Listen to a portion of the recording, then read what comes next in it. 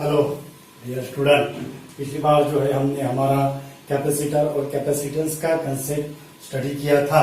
Hello dear student, मेरा नाम है महेंद्र और आप देख रहे हो हमारा यूट्यूब चैनल इकोनॉमिक्स फिजिक्स, जहाँ पे हम सिंपल ऐसी फिजिक्स की टीचिंग करते हैं, यानी आपका क्या हो, सेटिस्फेक्शन हो। ओके, तो हमने जो फॉर्मूला जो निकाला था डियर स्टूडेंट कैपेसिटेंस का, that is capacitance of capacitor C equal to Q by V, C equal to Q by V। अगर V की वैल्यू, V यानी potential of the conductor, potential difference है dear student, V equal to, अगर हमने 1 unit अगर रखा, if V equal to 1 unit, then C equal to Q, C equal to Q, यानी capacitance of the capacitor और capacity of the conductor is equal to amount of charge,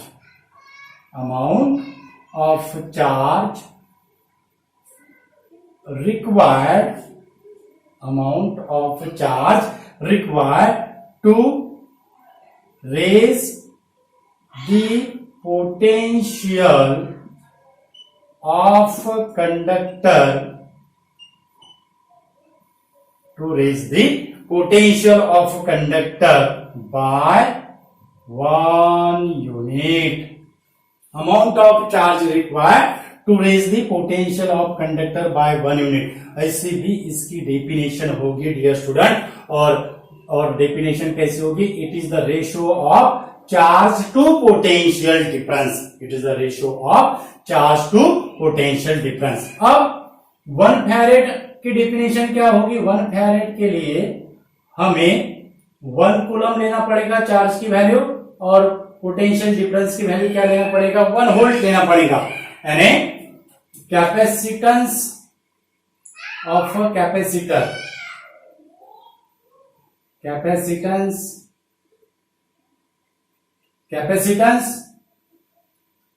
is said to be 1 farad। Capacitance is said to be 1 farad. कब हम 1 farad capacitance कहेंगे? जब इसका जो charge रहेगा, जो हम चार्ज देंगे, वो क्या होगा? 1 कूलम रहेगा, और उसके जो अक्रॉस जो होगा पोटेंशियल डिफरेंस की वैल्यू वो क्या होगी? 1 volt. Capacitance is said to be 1 farad if the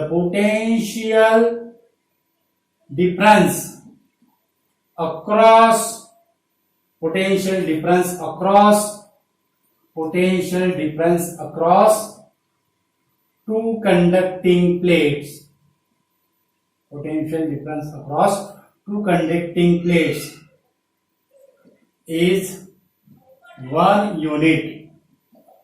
If the potential difference across two conducting plate is 1 unit and 1 coulomb charge given to it. Capacitance is said to be 1 farad if potential difference across two conducting plate is 1 unit and 1 coulomb charge given to it. तब वो capacitance को हम क्या कहते हैं dear student? That is the 1 farad capacitance. Okay, तो जैसे हमें पता है डियर स्टूडेंट, रेजिस्टेंस जो है, रेजिस्टेंस का जो रेसिप्रोकल होता है, reciprocal of resistance is called as the conductance. Reciprocal of the resistance is called as the conductance. और वैसे ही reciprocal of the capacitance is called as the elastance। उसको हम क्या कहते हैं डियर स्टूडेंट? इलास्टेंस कहते हैं। ओके, तो ये जो है इलास्टेंस और रेसिप्रोकल ऑफ कैपेसिटेंस को हम क्या कहते हैं? इलास्टेंस कहते हैं, और रेसिप्रोकल ऑफ रेजिस्टेंस को हम क्या कहते हैं? कंडक्टेंस कहते हैं। ओके, तो ये था डियर स्टूडेंट हमारा जो पार्ट जो बचा था पिछली बार का, वो हमने कंप्लीट किया है। ओके, और उसके बाद अब जो हम लेने वाले हैं वो है प्रिंसिपल ऑफ कैपेसिटर, बहुत इंपॉर्टेंट ऐसा आर्टिकल है dear student, principle of capacitors, principle of capacitors. अब इसका प्रिंसिपल क्या है, हमें पता है कि capacitor it is the geometrical arrangement in which two conducting plate separating by the insulating medium. Okay, तो वो जो टू कंडक्टिंग चार्ज प्लेट रहती है, एक प्लेट पे पॉजिटिव चार्ज रहता है और सेकंड प्लेट पे निगेटिव चार्ज रहता है।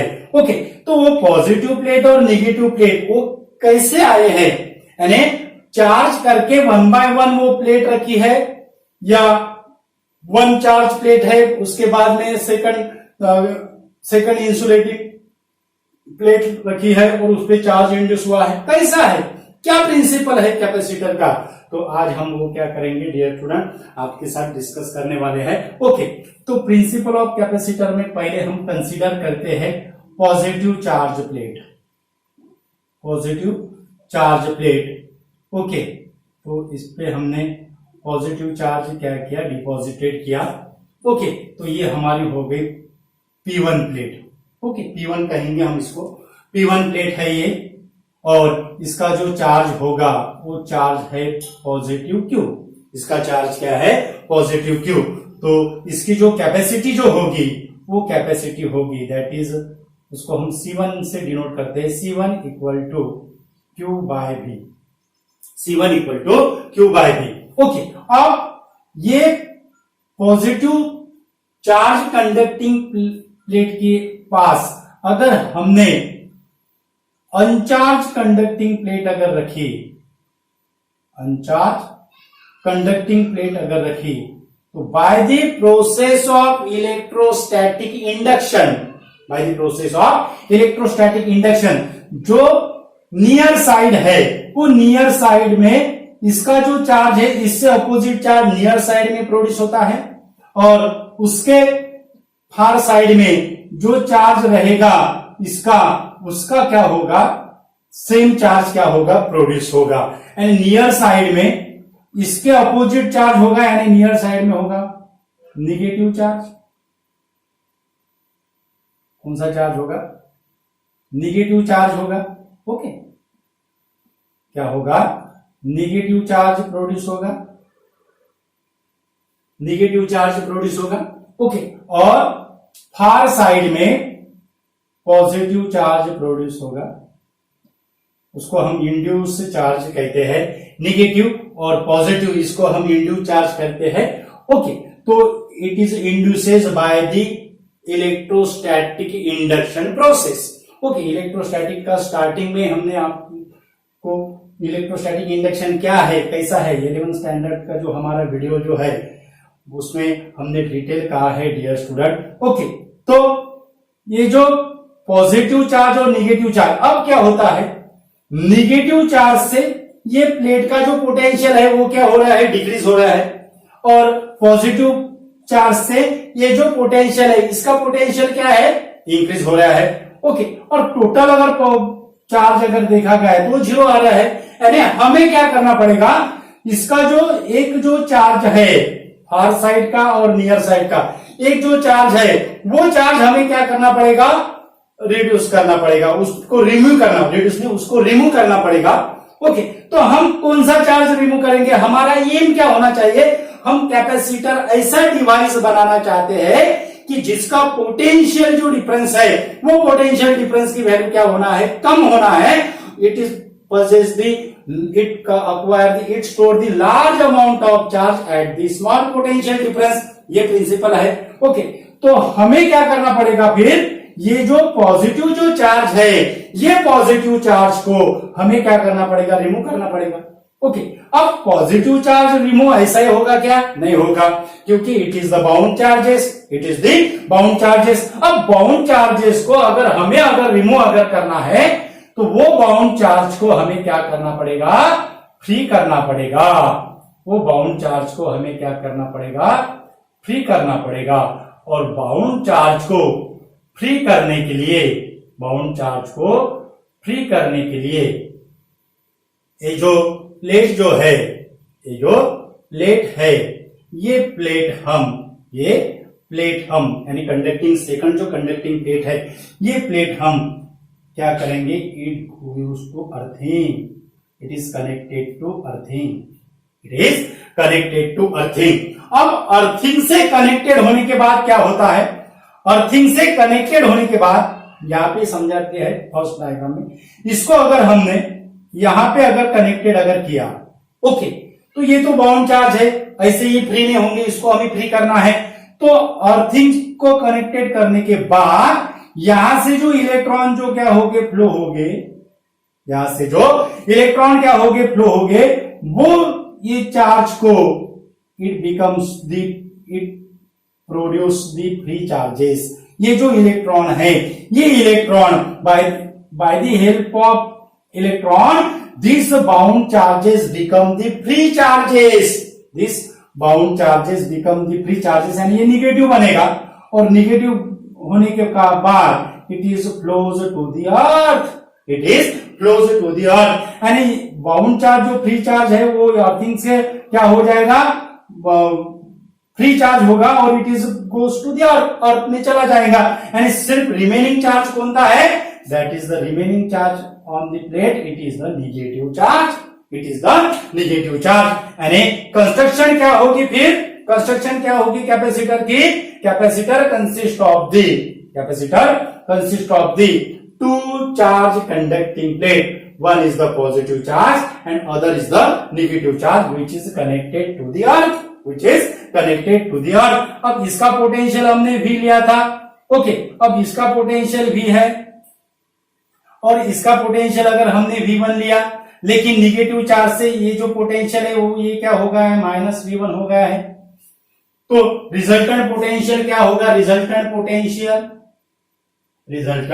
Potential V dash equal to resultant potential V dash equal to V plus minus V1, resultant potential V dash equal to V plus minus V1, that is equal to V minus V1, that is equal to V minus V1। अब इसकी जो capacity थी वो हमने C1 equal to Q by V ली थी, अब इसकी जो कैपेसिटी होगी वो कैपेसिटी क्या होगी, CT equal to Q by V dash.